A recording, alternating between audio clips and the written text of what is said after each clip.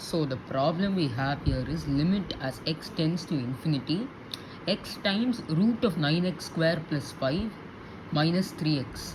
So the way to approach this problem first would be to take the limit h tends to 0 and where you take x is equal to 1 by h. So you would get this as 1 by h times root of 9 by h squared plus 5 minus 3 by h.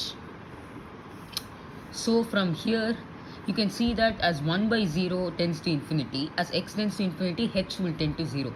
So what we do here is, next we take LCM here with the 1 by h in the outside.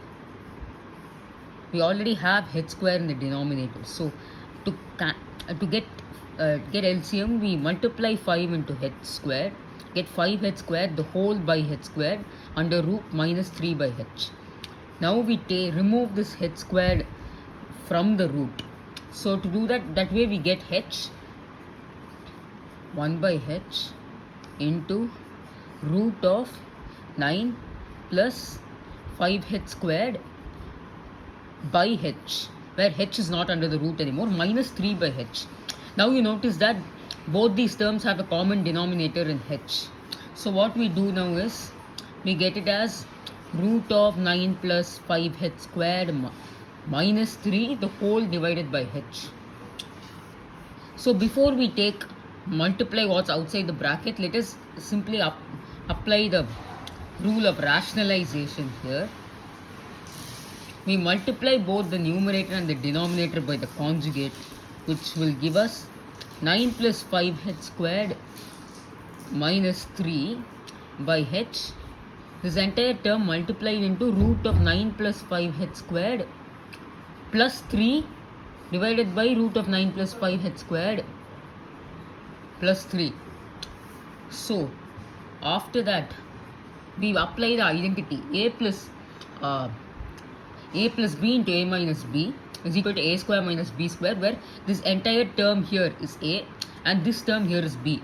So we get root of 9 plus 5h square the whole square, which is just 9 plus 5h square minus 3 square, which is 9. You see that the 9 and 9 will then cancel out. So what we would be left with is, let me write it here, 9 plus 5h squared minus 9. So we cancel these two out.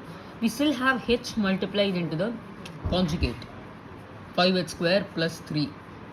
So what we do in this situation is, now we bring in the 1 by h. Now it becomes 5h squared by h squared into root of 9 plus 5h squared plus 3.